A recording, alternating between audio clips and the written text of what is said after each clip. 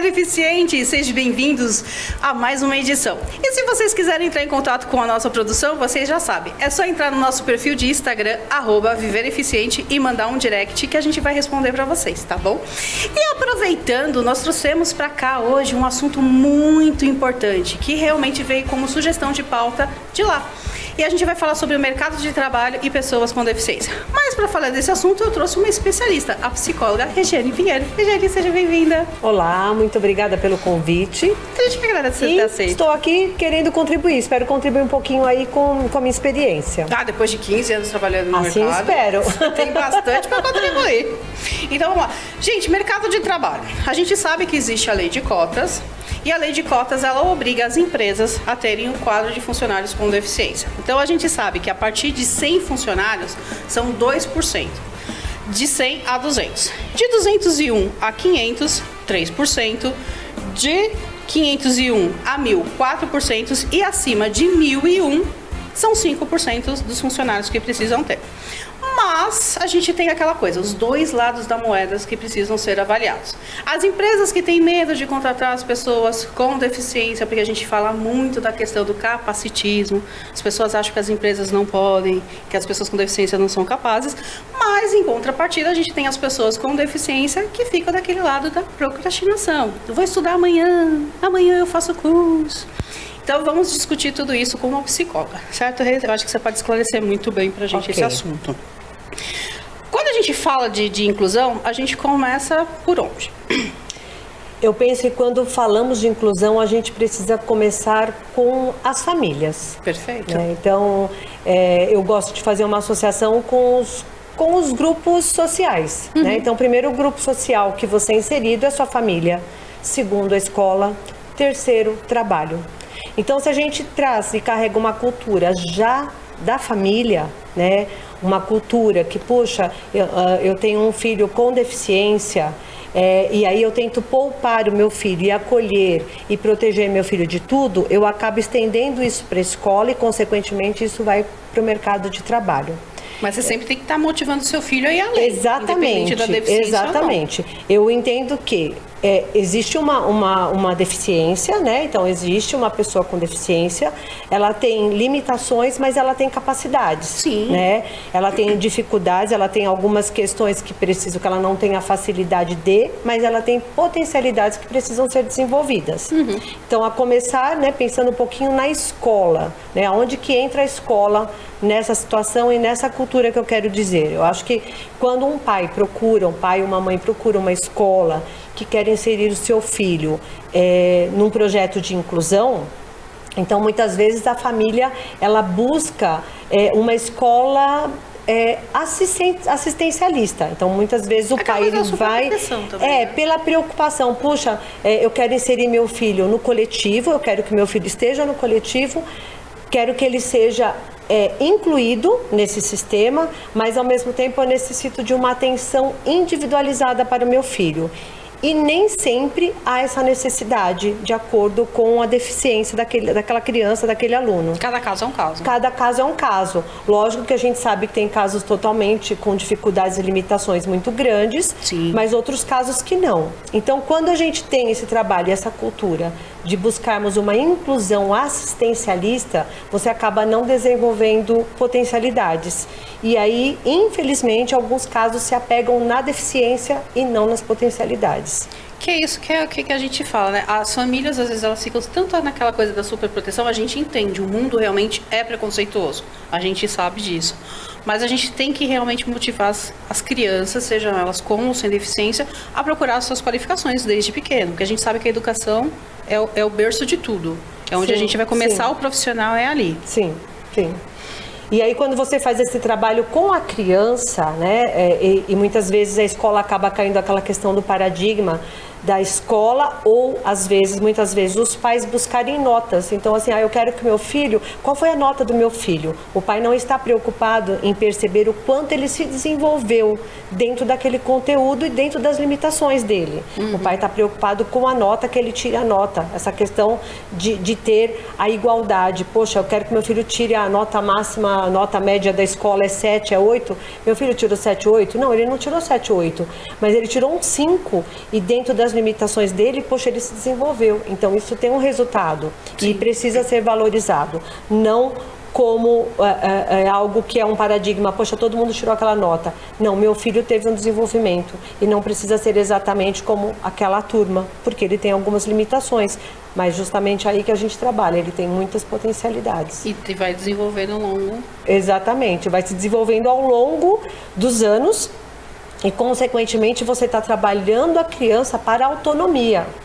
Né? Então, vamos supor, né, dentro das escolas, assim como as empresas, as escolas também tem essa questão da lei da inclusão, que o aluno precisa ser inserido. Mas não necessariamente o aluno precisa ter um atendimento individualizado. Ele precisa ter, sim, muitas vezes, um olhar individualizado.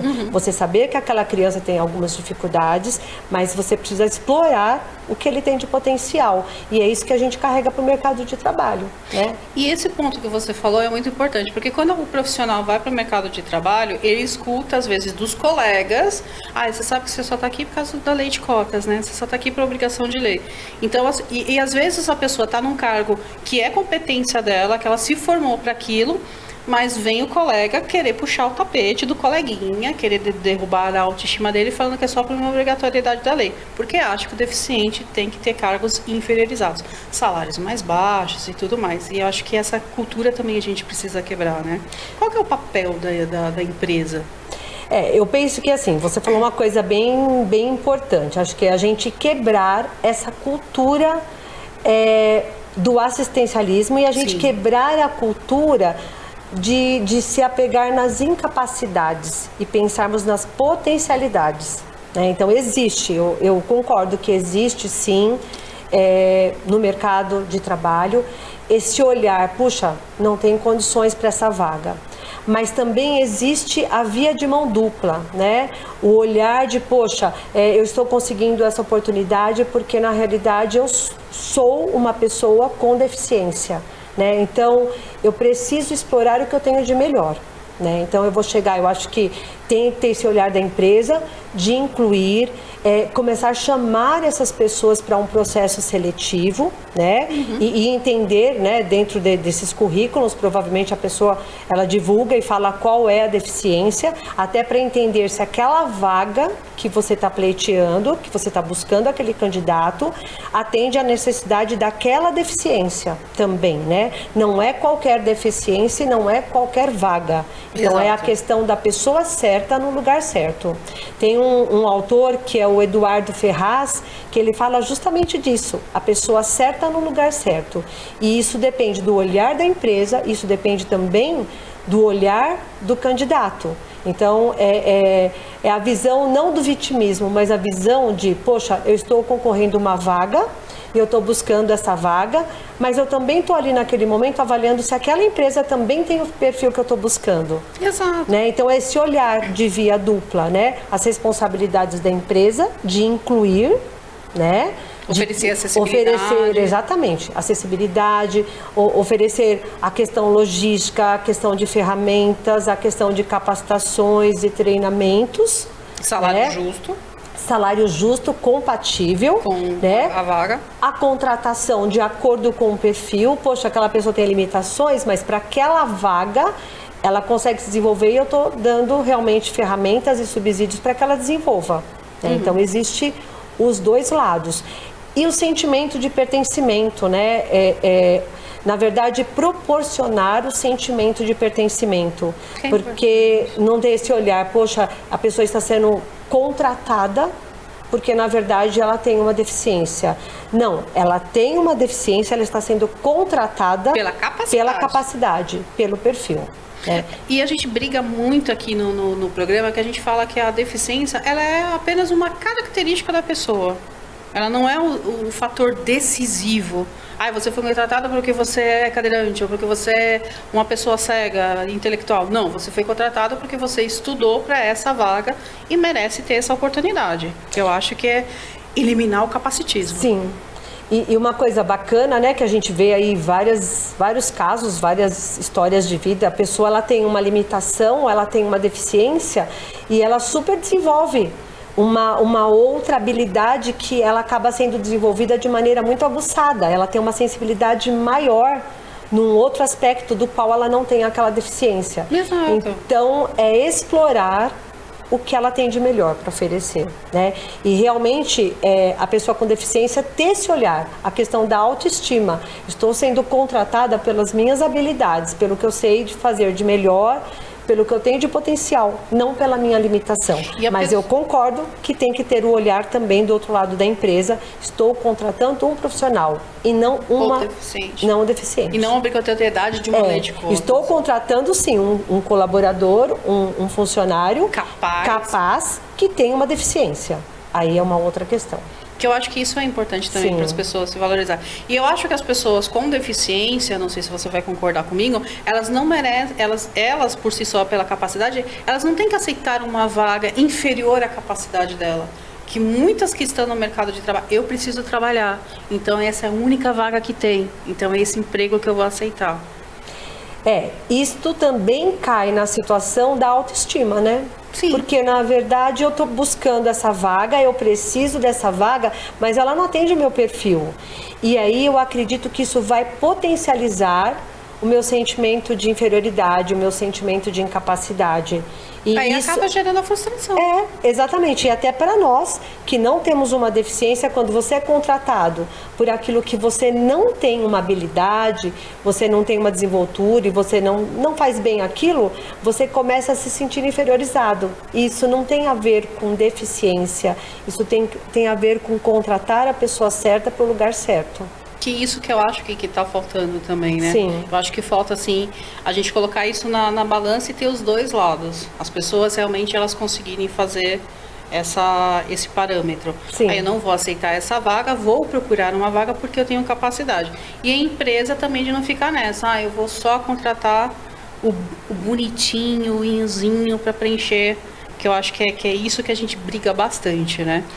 E até acho que reforçando, eu já tinha até falado um pouco antes, mas de a gente minimizar esse sentimento, né? Se é que eu posso falar assim, de vitimismo. Sim. Porque assim, puxa, será que eu tenho perfil para essa empresa? Mas eu também estou avaliando que essa empresa não tem o perfil que eu estou buscando, né?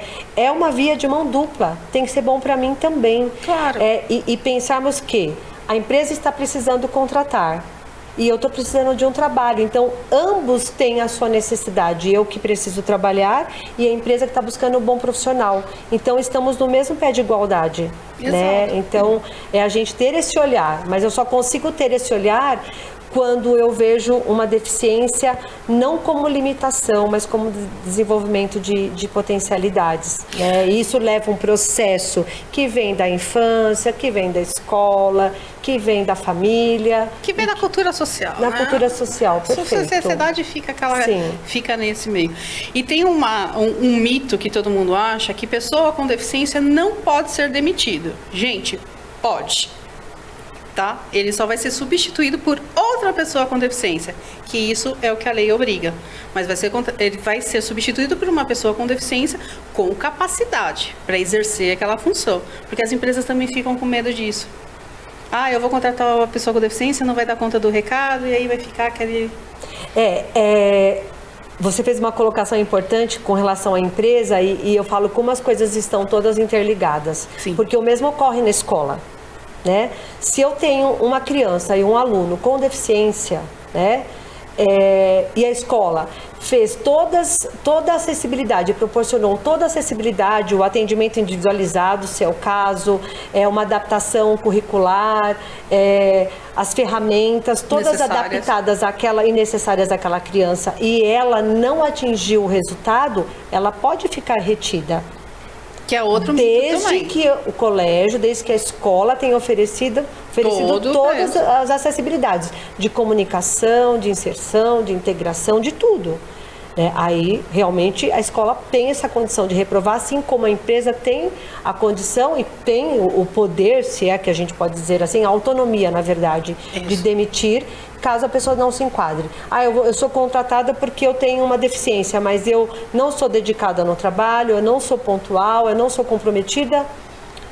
a gente não está buscando pela igualdade? Então, dentro dessa igualdade do coletivo, nós somos cobrados pela nossa responsabilidade, nosso comprometimento, as nossas capacitações, e o mesmo ocorre com a pessoa com deficiência. Todo mundo, Sim. independente de ser pessoa com deficiência ou não, tem os seus direitos e tem os seus deveres. Sim. Que eu acho que merecem ser respeitados eles em cada situação. E eu acho isso importante das pessoas falarem, porque quando a gente fala de deficiente, existe aquela coisa realmente do medo, o receio. As pessoas se fecham, começando, como você bem começou na entrevista, falando da família, que põe naquela redoma de vidro, que eu quero só pra mim e tal. E quando a gente vai pro mercado de trabalho, a briga maior é por causa disso.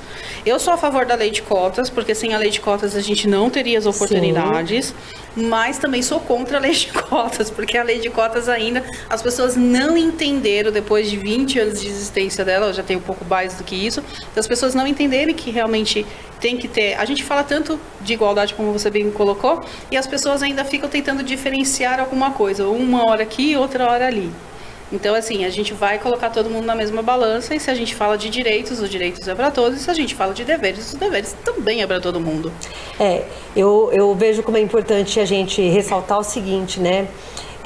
Quando a pessoa, tanto na escola, né? Eu falo muito da escola porque foi onde eu tive uma grande vivência, né? Na minha experiência, mas também com recrutamento e seleção, né? Onde você faz essa contratação dessas pessoas. Mas eu dou um exemplo como os pais. O pai, quando procura uma escola, por que ele quer uma escola regular? Por várias vezes, né? Eu trabalhei numa grande instituição que tinha redes de escolas, de unidades escolares, e eu trabalhei em quatro dessas unidades escolares. Então, quando o pai buscava, né? O pai falou, poxa, eu quero matricular meu filho nessa escola, eu perguntava, o que o senhor está buscando, né? Por que o senhor está buscando a nossa escola? Qual é a deficiência? Que o pai deixava claro que o filho tinha uma deficiência, né? Ou até um transtorno de aprendizagem. Por que o senhor está buscando a nossa escola? Regiane, eu estou buscando essa escola porque eu quero incluir meu filho nesse sistema, eu quero preparar meu filho para a vida, porque a vida não vai ser adaptada para ele. Exato. Bacana, né? Então, poxa, esta é a escola que eu posso oferecer para o senhor, porque é isso que nós temos aqui. Nós temos aí uma quantidade X de alunos por sala, o atendimento não vai ser individualizado, mas o olhar sim.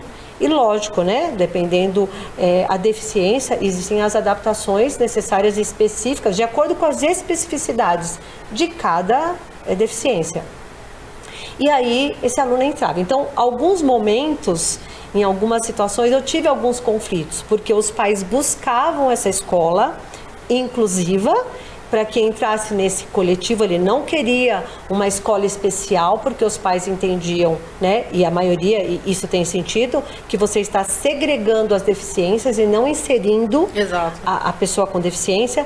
Só que no decorrer do processo, os pais buscavam um olhar acolhedor, um trabalho individual. E aí, quando os pais vinham para o atendimento, mas puxa, Regiane, eu falo, puxa, mas você não está querendo trabalhar a autonomia do seu filho e a gente desenvolver essas potencialidades? Então, se você está procurando a nossa escola, eu imagino que você está delegando para a gente essa confiança, porque nós somos os profissionais que sabemos como a gente vai lidar dentro da escola. Lógico que em casa você vem desse processo do individual, né? Mas na escola ele está no coletivo, já começa daí.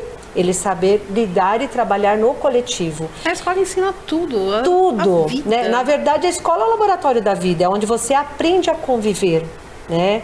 Então, tinha momentos que a gente tinha esse desafio, porque os pais entravam num conflito até com eles, e é totalmente natural e compreensível, né? Que, puxa, será que meu filho vai saber se proteger, né? Né? Teve casos onde eu trabalhava que, poxa, eu tenho condições, eu posso fazer só uma prova por dia e hoje teve 3 provas. Ok, o seu direito é fazer só uma prova. Mas se você pode fazer 2, 3, por que não tentar?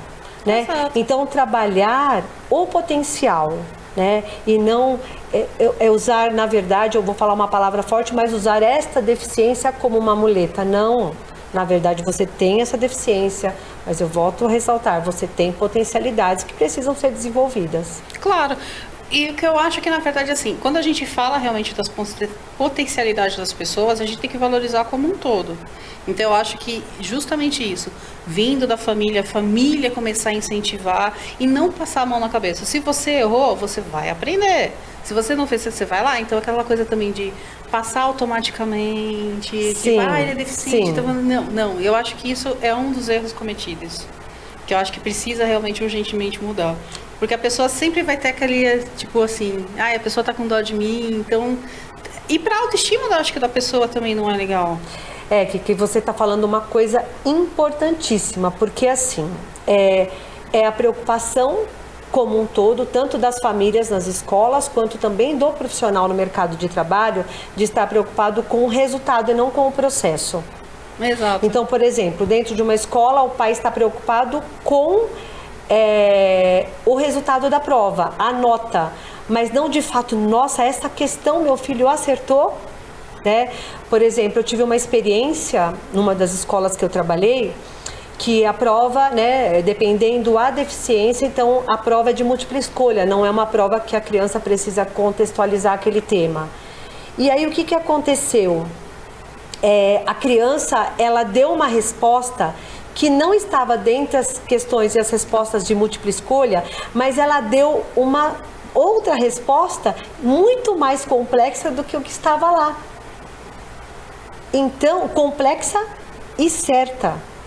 Né? Então, é isso que a gente precisa, não é o resultado, e sim o processo. É valorizar mesmo as pequenas coisas, né? Como a gente, né, falou num bate-papo lá anterior, das pequenas coisas você faz grandes coisas. E é realmente quando você preparar essa pessoa com sentimento de potencialidades em casa e na família, para quando ela chegar no mercado de trabalho, ela conseguir falar quem é ela, o que eu estou oferecendo para a empresa, quais são minhas qualidades, quais são meus pontos fortes, o que eu tenho a melhorar, né? Que faz toda a diferença. Exatamente. Porque não é só o currículo também que você vai oferecer para a empresa. Eu estudei em tal lugar, tal lugar. Não, mas também é você ir além daquilo que a empresa espera, porque eu acho que todo mundo espera isso. Sim, sim. Você vai ser contratado por uma vaga, mas é aquela coisa, o chefe sempre espera que você faça alguma coisa a mais. Sempre espera que você dê o seu melhor. E isso a gente sabe que a gente não aprende num livro, a gente aprende realmente na vida. De ir em busca daquilo. E uma coisa, gente, que eu preciso deixar bem claro para vocês que têm deficiência: levar um não significa que é preconceito, não significa que a pessoa está ali te subjugando. É que às vezes naquele momento o seu perfil não está adequado para a vaga. Você precisa ir buscar um pouco mais da qualificação. Pegando o gancho da Kika, fica aqui uma dica. O não ter perfil, você pode estar aquém do perfil, não se enquadrar ao perfil, e você também pode estar além. O seu perfil pode estar acima do que a vaga oferece. Concordo plenamente. Então, não é só necessariamente você não tem o perfil porque você não conseguiu. Às vezes você está além e a empresa de repente não tem um plano de carreira, ou de repente você tem tanto potencial que você não vai conseguir ficar e permanecer naquela empresa. Então, vale também essa análise. Não, perfeita a colocação, porque eu acho que é justamente isso. As pessoas precisam entender que não é o preconceito. Ela não está ali julgando a sua deficiência ou o seu aparelho ortopédico. Ela está julgando realmente ou o seu perfil ou até mesmo as qualificações que a própria empresa pode oferecer. Nossa, esse profissional é tão qualificado que eu não vou conseguir pagar o salário que ele merece, que eu não vou conseguir dar a oportunidade que ele merece. Nossa, belíssima colocação. E eu quero dar uma dica para quem está em casa nos assistindo. Quando a empresa pergunta por que eu devo te contratar, sempre pergunta isso, é ótimo. É uma pergunta clichê, mas sempre pense o que você tem para oferecer. Nenhuma empresa vai te contratar, porque eu estou precisando, eu preciso pagar minhas contas, eu preciso ajudar minha família, ou eu preciso me ajudar. Ninguém contrata ninguém, porque não é filantropia, não é instituição de caridade. Eu estou contratando um profissional, e o que esse profissional tem de melhor para me oferecer. Então, ofereça o seu melhor, o que você tem de potencialidades para oferecer para essa empresa. Sempre se A empresa não vai te ajudar. Boa colocação, boa dica, porque eu acho que isso realmente é a pergunta que toda empresa faz. Todo mundo tem que responder essa pergunta e às vezes a pessoa fica naquela dificuldade, né? De, ai, como que eu vou responder, assim, por diante. Uma outra dica você dar uma resposta clara e objetiva. Por que eu devo te contratar? Então, assim, porque eu me enquadro ao perfil. Enquadro ao perfil é muito vago. Porque eu posso até falar, porque eu me enquadro ao perfil, porque eu sou proativo, porque eu sou pontual. Você vai enaltecer e valorizar as suas qualidades de fato. Exato. Então, processo seletivo, a gente tem que ter muita clareza disso, que é como um marketing pessoal. Ou você, por exemplo, o marketing de um produto. Quando você vai vender um produto, você mostra o que esse produto tem de benefício, o que ele vai contribuir com a sua vida. Quando você está numa empresa, você é o produto, você está se vendendo, só que você tem que se vender com propriedade. Então, assim, poxa, eu estou querendo essa vaga. O que eu tenho para oferecer para a empresa? Porque a empresa está comprando o produto. Exato. O seu salário é o pagamento pelo produto. Então, o que você oferece? Então, é a via de mão dupla. A empresa está contratando e eu estou oferecendo o meu produto. O que eu ofereço? E eu tenho que oferecer com propriedade, porque não dá para eu vender propaganda enganosa. Não, tem que ser verdadeiro. Sou sempre super comunicativo, me relaciono bem, sendo que na verdade não é bem isso. Exato. Então, isto é perfil, né? Se essa vaga precisa de uma pessoa que seja comunicativa, desenvolta, ou se essa vaga precisa de uma pessoa mais concentrada, que ela consiga trabalhar num ambiente mais fechado, é tudo isso. Perfeito. É sempre muito bom estar te recebendo aqui no nosso programa. O tempo realmente é curto. Que pena. O bate-papo é bom, mas você está convidado para voltar mais vezes. Que bom, voltarei. E eu quero aproveitar, queridos, para dar um pequeno spoiler para vocês. Eu trouxe ela aqui para dar essas dicas, porque em breve, fiquem de olho nas nossas redes sociais, nós vamos abrir vagas aqui no Viver Eficiente. Então, pegue essas dicas da Dona Rê, anote tudo direitinho. Quando tiver a vaga, não esquece de mandar o currículo pra gente. Rê, só olha pra câmera e deixa o seu Instagram pro pessoal que tá nos acompanhando. Bom, pessoal, vou deixar meu Instagram para quem quiser saber um pouquinho mais a meu respeito. É @Fábrica de Profissões, sem acento e tudo junto. E eu posso deixar uma frasezinha que eu acho bacana? Pode. Tem uma frase muito bacana de um autor desconhecido. Tentei até antes de vir para cá achar o autor, até hoje não sei, mas que fala de inclusão. Não permita que a incapacidade das pessoas lhe impossibilite de ver suas habilidades. Então, a gente está trabalhando isso. Temos pessoas com incapacidades, mas vamos enaltecer e valorizar as potencialidades. Obrigada pelo convite. Imagina, Rê, a gente que agradece. E as portas ficam abertas aqui para você. Muito obrigada. E é isso aí, galera. Espero que vocês tenham gostado da edição de hoje, assim como nós gostamos de fazer. E eu encontro vocês na próxima edição. Até mais!